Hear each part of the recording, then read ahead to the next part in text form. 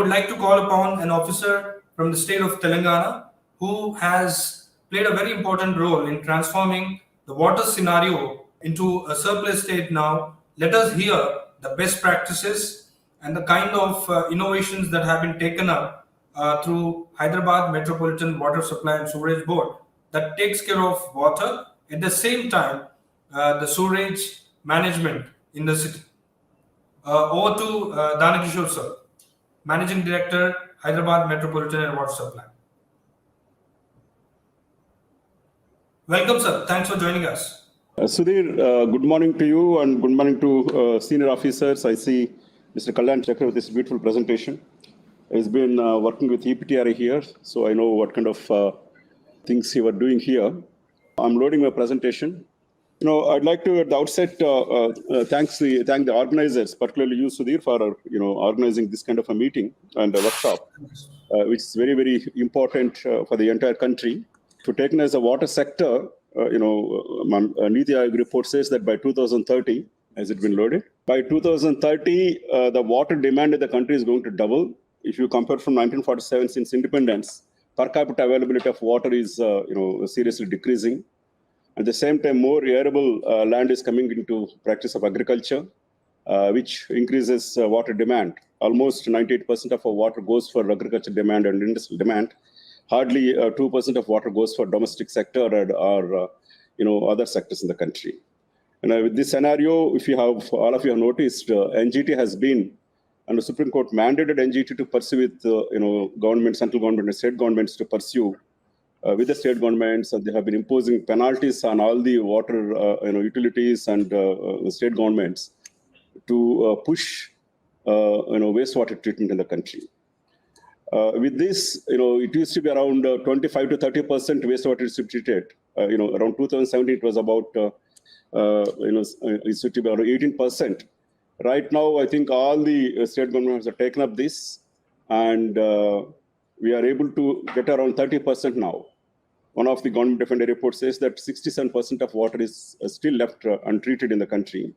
In this scenario, in Hyderabad, we're able to take up treatment. Recently we have engaged about 4 years back. We have engaged a Shah consultancy from Mumbai to prepare a comprehensive sewage master plan. And I can confidently say that maybe January 2024, Hyderabad would be the first city in the country, or maybe a city in the country to treat 100% of sewage. This presentation is getting up. Yeah, just wait for 1 or 2 minutes for my presentation. Now, maybe I can, if you look into world over average, world over treatment of water, wastewater treatment is about 20% world over. If you look into higher income group countries like Europe and North America and all that, they're able to treat about 68% of wastewater, whereas in middle income countries, it's around 38%, vast drop. And then, lower middle income countries, about 28%. And then poorer countries, it's just about 8% of water is getting treated. Whereas in India, if you come to, it's about 30% of water is getting treated in the cities. But if you add rural, treatments also, it seriously comes down to about 20 to 22% kind of a thing. If you look into this scenario, the challenge for India is that we need to bring in investment. We need to bring in technologies that are cost effective. That's where I think we are lagging behind. Any of the top 5 to 6 metros, treatment is about anywhere around 30% now. With this, the more important thing is how to generate finances for this. In Hyderabad, we have taken up hybrid annuity mode. Nearly 31 STPs are getting built now. In fact, by this month end, by September end, we will be making functional about 6 STPs with 300 MLD capacity. That's almost 50% of existing capacity. Maybe by every month, we are expecting about 200 MLD capacity to be added by, this is my presentation. What kind of policy environment is in the country and what kind of technologies, what kind of innovations possible. Next slide, please. Yeah, a brief policy environment in the country and what are the water treatment statistics. Next one. Why STPs? Because I see a whole spectrum of people are available. I included it's a very basic one. 80% of drinking water and your borewell water, whatever you use, ends up as a sewage. Raw sewage has a huge bacterial and viral component, and recent COVID time, every city has reported this.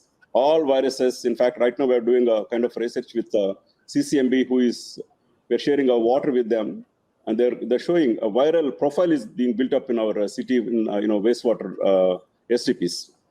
Untreated water, of course, has huge pollution. It has impact on disease impact is there, and aesthetic concerns are there.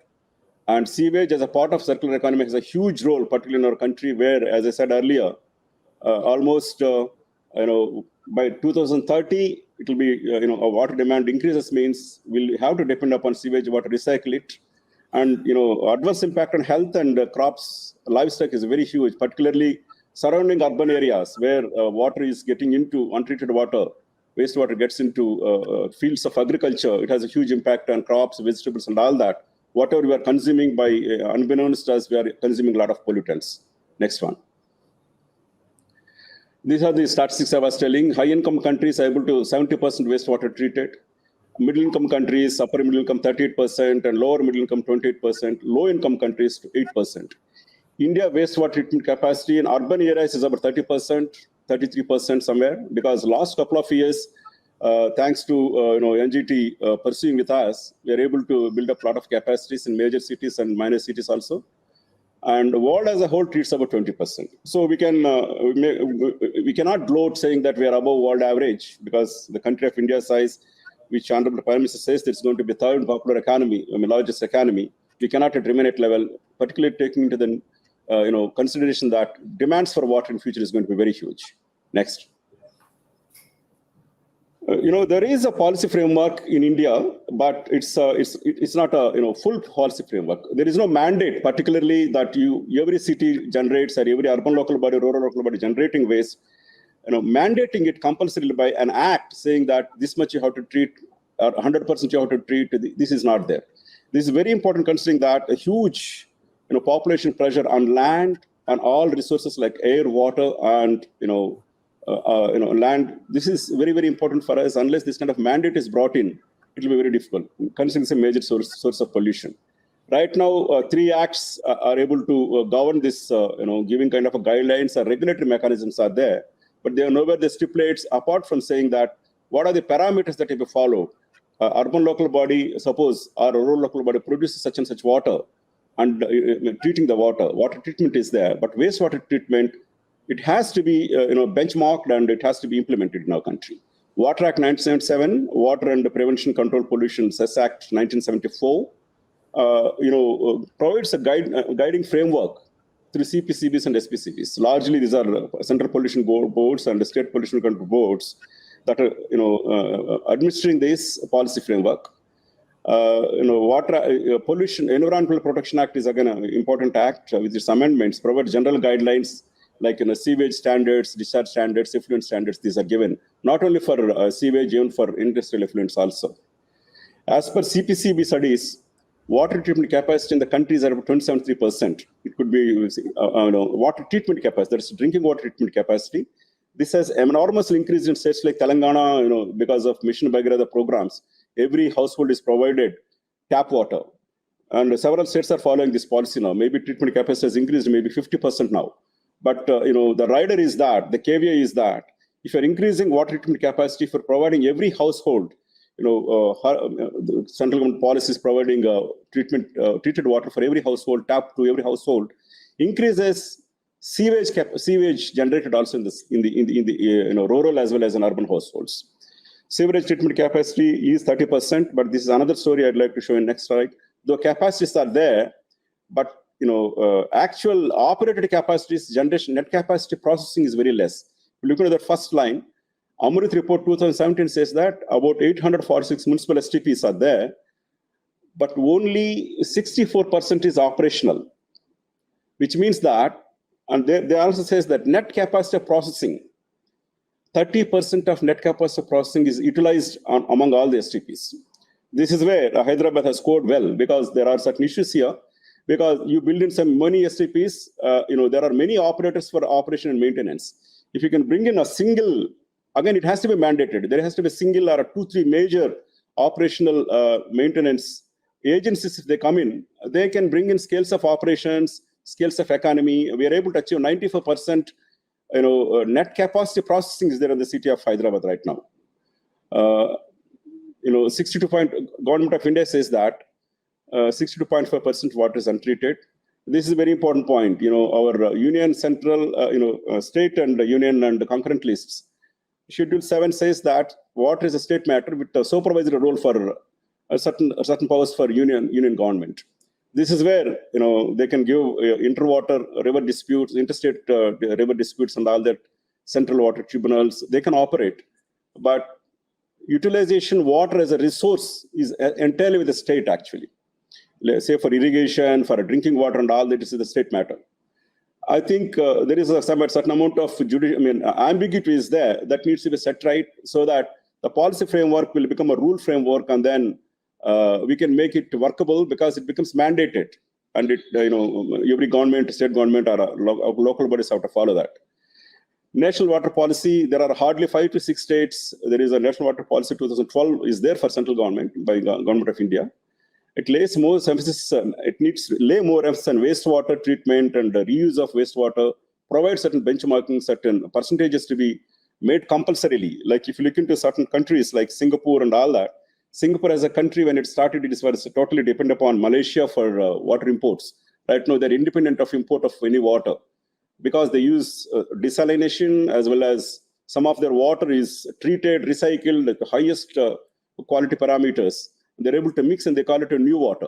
Outcome, these kind of policies are required for our country. It's no more a kind of a policy, it's a kind of implementation has to be done in our country.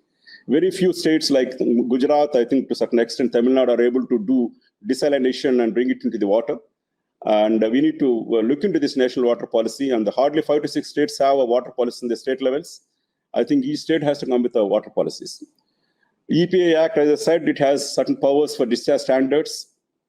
And more importantly, in Amrut, fecal sludge treatment plants policy has been brought in FSSM. And in this also, few states have taken forward, leap like Telangana and Orissa. We have developed a lot of fecal sludge septage treatment plants, because if you don't have STPs treating your sewage, and if you don't have a private STPs at your households, the septage that is highly embedded with viral and bacterial load can pollute your water bodies, pollute your agriculture fields, and makes your food polluted actually. This is where I think a few states have taken a great leap. Next one. Now, what are the challenges in implementation for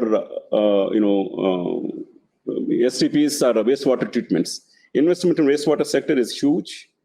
Billions of dollars are required. Like right now, where investment around 3,800 crores is being invested in the city of Hyderabad alone. At that rate, I think it runs into maybe some $25 billion is some kind of a rough estimate for entire country. Operational capacities of existing ones need to improve.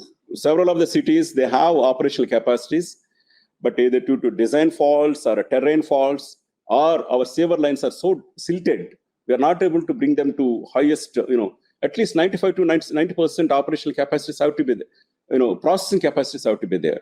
And another problem is land availability and location of STPs is a huge problem we have faced in Hyderabad. In fact, right now, some 2-3 cases are going on in High Court. This is not in my backyard syndrome is very huge. So this is where you have to bring in new technologies. We're also talking about technologies here. Gases that come from STPs, even tertiary treated water also, STPs also. You need to scrub the gases that are coming. We are implementing that in Hyderabad, wherever STPs are next to households or colonies or settlements. We're implementing these gas scrubbing mechanisms now. And another important thing is tariffs for used water and drinking water are very, very low across the country. Not only, of course, in our country, everywhere, because most of the water utilities are public sector utilities. We're not able to bring in good tariffs for drinking water. And we can't imagine about what other kind of tariffs we are going to bring for used water, that is recycled water. But recycled water costs are comparatively less compared to drinking water costs because they're being imported from, transported from long distances. So tariff mechanism is something to be worked out. There is a need for a tariff regulatory authority. Like we have electricity regulatory authority, water tariff regulatory authorities have to come into picture. I think that's going to be the, kind of compulsory kind of environment in future. Private STPs are very, very important. CPCB has certain guidelines. If you have more than a certain amount of, maybe I think right now it's 20,000 square feet, you must have a private STP. They are there all over the country. Private STPs are coming up because they are made part of building laws. Like when you sanction permission from urban local bodies, you make it mandatory that a certain threshold amount of threshold beyond above a threshold, you must have a private STPs. But they're not being regulated. In Hyderabad, we are attempting it now. We have enumerated all of them. Almost about 60% of private STPs are functional. Some of them are not being functional because of, again, policy environment. There are no policies or laws for private STPs regulation. Maybe next month we will be bringing it out. Administrative Staff College of India is working with us on private STPs regulation. We have utilized our own Metro Water Board officers to survey them, and we have a certain amount of grasp on that. Now, what are the technologies? Huge technologies are there, but what is more important is selecting a technology with a less footprint is very important. If you look into STPs that are being built under National Ganga River Action Plan or JNRM, they have huge footprint because they have there are huge kinds of size of ponds you see for regurgitating water so that gases will escape into water. Now we are utilizing sequential batch reactors. Previously, where you require about 15 acres of land for maybe 100 ml of STP or 200 ml STP, we can build them in about 3 to 4 acres now. Some of STPs that are coming in, 134 MLD STP near Fatehnagar, it's a amidst of a city, we are utilizing just about 5 acres of land. That's because of technology footprints are very important. You cannot take more land because it's not available. It's very, very expensive. Even if you want to acquire, it takes a huge amount of time. What are the technologies available? Whole spectrum of technologies are there.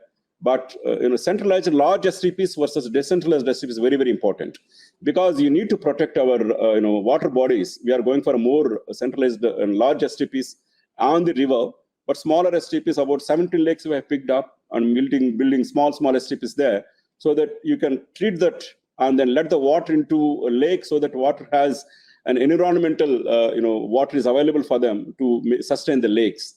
Almost all the lakes are getting dead. It's a story all over the country. I think we need to go for decentralized STPs in the cities. And also there is, phytobioremediation techniques are there. There may be for smaller STPs, huge STPs, I think are very difficult. This is my opinion. And they're also equally expensive. They need huge maintenances. And then this is very important. You have huge operational capacity, as I was mentioned, but processing capacities are very less because nobody is monitoring them.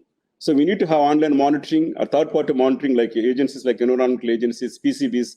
They should be third parties monitoring, parameters of effluents and influents, and then how each STP is functioning. We have installed online monitoring, and few of the cities are also having this in the country now.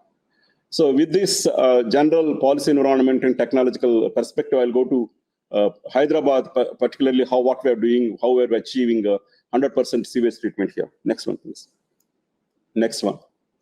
This is a map of Hyderabad city and where we get water. We are getting maybe water from about 150 to 100 kilometers from Godavari on one side, upstream, and Singur on this side, and Krishna on bottom. And my power cost itself is about 90 crores, which takes about 70% of my revenue generated. This makes it very important to tell you, if you have STPs within the city, it has to be done in our country that recycled water, used water has to be brought to the drinking water standards. A day has to come in our country, and I think it's not very far. You have to mix that water. I think to a certain extent, Chennai, they are doing in one lake. So utilization of recycled water, wastewater, flowing back into mixing of with our water and supplying it and making public accept that water. I think we need to get into that environment. For this, I think we need to work with our NGO partners and other institutions to make them realize this, be a public realize this. Next one. These are some stats on water supply and sewage infrastructure of Hyderabad. Next one. Right now, this is 770 MLD capacity was there in Hyderabad. Processing capacity is about 94%. That's because long-term single agency operates for all our STPs for O&M operations. So they're able to get a grip of all the STPs. They're able to successfully do it. And regular maintenance of sewerage system, desilting of sewerage system is very, very important.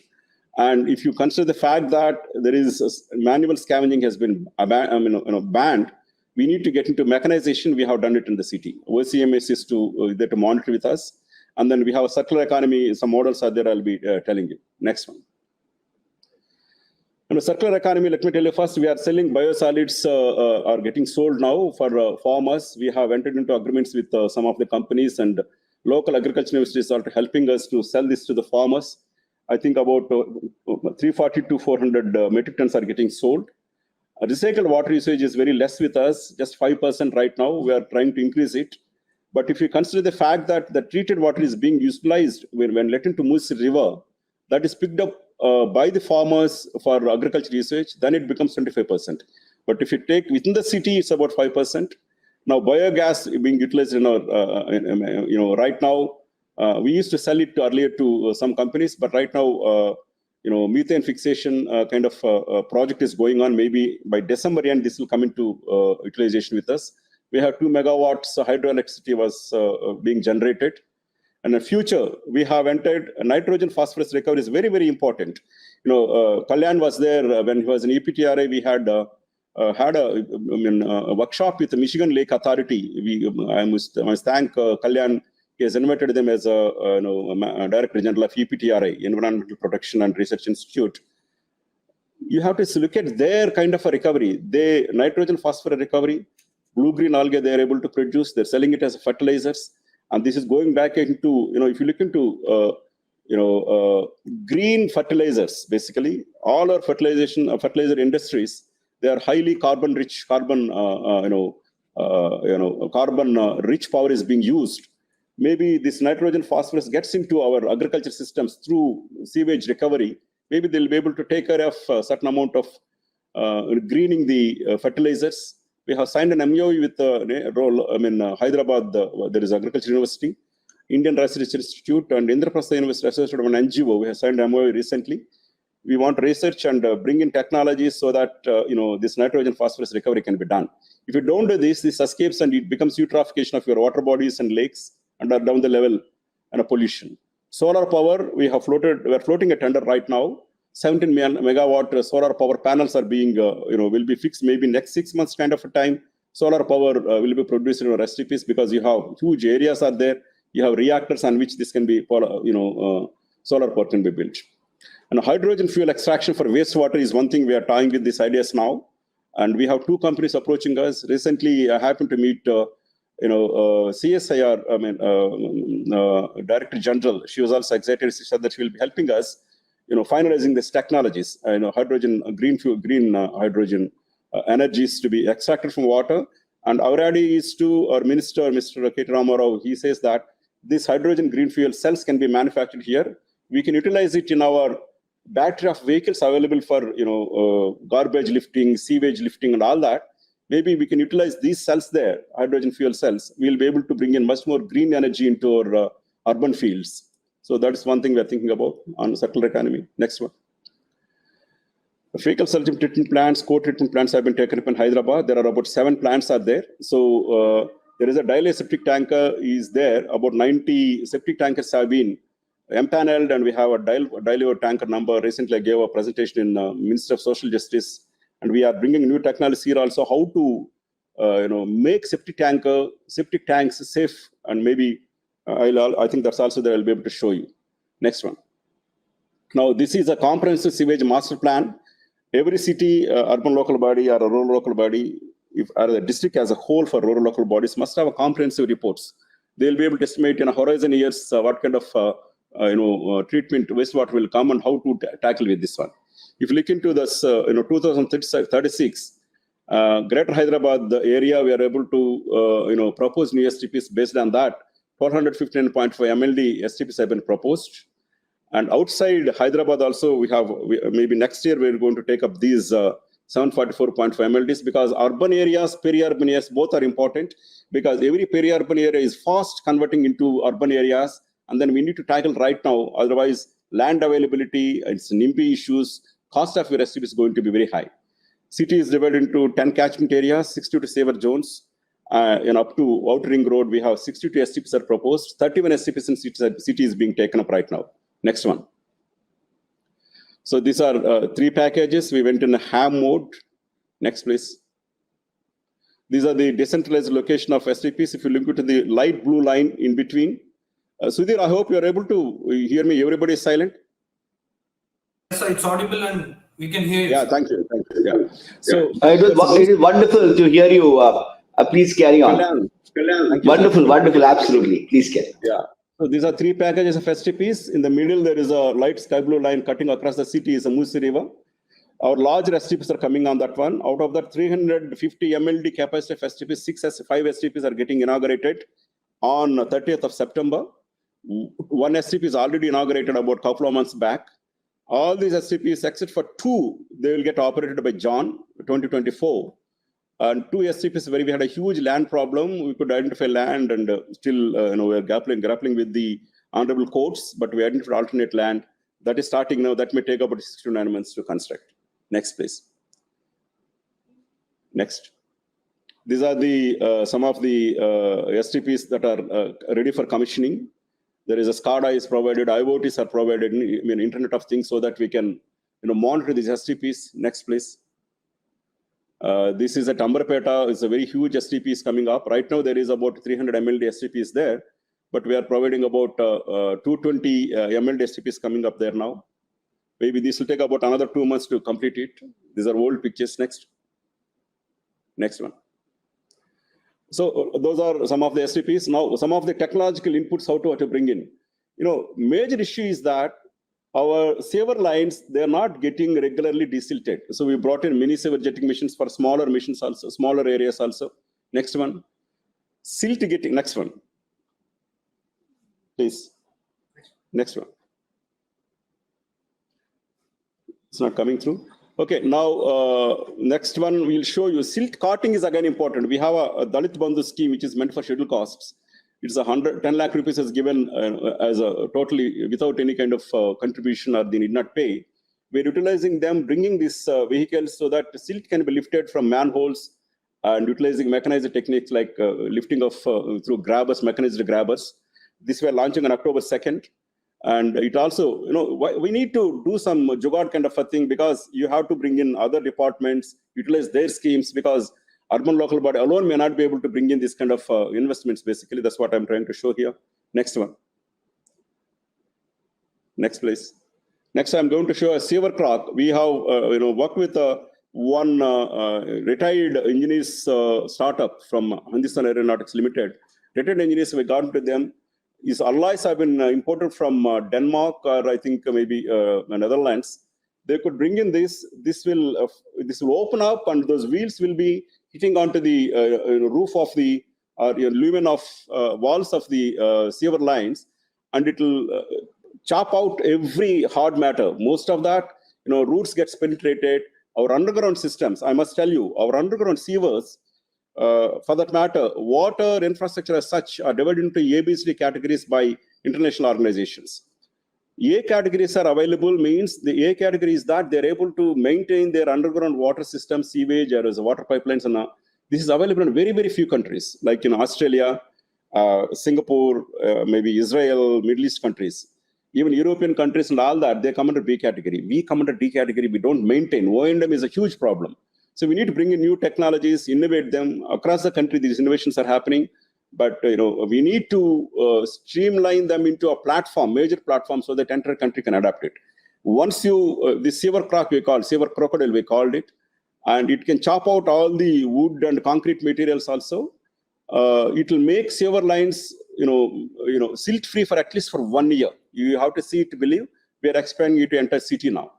Next. This is a robot. This is again a camera-based LED system. It will go into this and take photographs. And recently, Minister of Social Justice and Government of India, I think Urban Development Ministry, they have mandated these kind of cameras as well as instrumentation for the sewer maintenance. Next one. This is a diluent septic tanker. Next, please. You need to have safety protocol systems, annual maintenance system. GAS has to come in. Regular data analysis has to be done. Where sewers are overflowing, where sewers are stuck, and where your STPs are not functioning, there's a regular third-party monitoring, online monitoring has to be done. Next one. Utility mapping has to be done. GIS is very, very important for entire underground sewer systems and water systems. And this can tell you, I mean, maybe sensor-based, you can have to take up a small models now in technological way, because you don't have money or funding for the entire country, I mean, entire city. Small models, prove it, and bring in partners, startups, because startup environment is booming in the country. How to bring in startups so that they can bring in cheaper or cost-effective technologies for us. Because all these IoT, there's not a single chip manufactured in our country so far. So chip manufacturing, this IoT is very, very important, because they're all done in outside the country. They have a lot of customs duties, taxation issues are there. They become expensive. I think we need to work with startups in our country. Maybe our IITs, I think there are about practically, I think every state has an IIT now. We need to work with them. We are working with some of IIIT, as well as we are planning to work with Hyderabad IIT also on these issues. GIS is very, very important. Layered data is very important for you to understand your systems. Next. These are, some of the technologies. I'm going to show you how our septic tanks are to be cleaned, because you need to monitor septic tanks. Before you bring in at least 70 to 80% of wastewater is treated, you need to have intermediate measures so that your septage doesn't get into water, your underground waters and your aquifers, and it will not pollute you. Next one. This is a simple prototype model that's being done by one of the startups for us. It is a simple rotor in the bottom. It's a kind of a steel stick. It will have a camera. First what they'll do, they have brought in a bacteriological digester for the septage in the septic tank. They will pour in about 24 hours before. It gets digested. Maybe 2-3 days later, you can go with this. Even if you have concreted material, hard materials there, you can put a gas mask and test the gas there. Gas testing is also very simple, so this can be utilized, pulverize it, and then pump it out and take it to your FSTP or co-STPs, co-treatment STPs, and then try to clean it there. You need to do your own innovation, work with our institutions, particularly cities like major cities. We all have, research institutions are there. There are technology institutions are there. We need to work with them to bring in the new technologies now. Next, please. This is that kind of a septic tank with a pulverizer, solar panel kind of thing. We're going to maybe 2-3 months down the line, these will come in Hyderabad. Next, please. I think that's all I have for you to talk. But on the whole, what I say is that the environment in the country, I think, is slowly changing now. I think with the involvement of judiciary systems and the government of India and the monitoring and state governments getting active on this front, I think we'll be reaching anywhere around 60% of wastewater treatments, maybe in a couple of 3, 4, 5 years kind of a thing. I know my colleagues in other water utilities are really active, and the government of India, they're all active on this, and these kind of workshops need to spread, and public awareness, utilizing NGOs to spread this awareness, so that water tariffs have to be increased, recycled water tariffs have to increase, make it mandatory for recycled water to be used. And we are working with CREDI and real estate bodies and industries to increase this recycled water usage. This is all from my side, Sudhir. Thank you very much. Thank you very much, sir, for sharing the kind of work that has happened on the ground. And I'm quite impressed with the technology that's being used and the kind of decentralized approach that has been taken up by the government of Telangana, HMWSSB. And it's quite amazing to see the technology that's being used on ground, even sewerage lines which has been an issue now. And one important aspect of this waste out of wealth aspect is also that is circular economy that HMWSSB and the government of Telangana has touched upon, that is through these waste, be it the recycled water, hydroelectricity, and also the various aspects that comes out of waste are being monetized and that are being in turn used for the further activities and operations. Thank you very much, sir, for sharing these wonderful presentation, enlightening,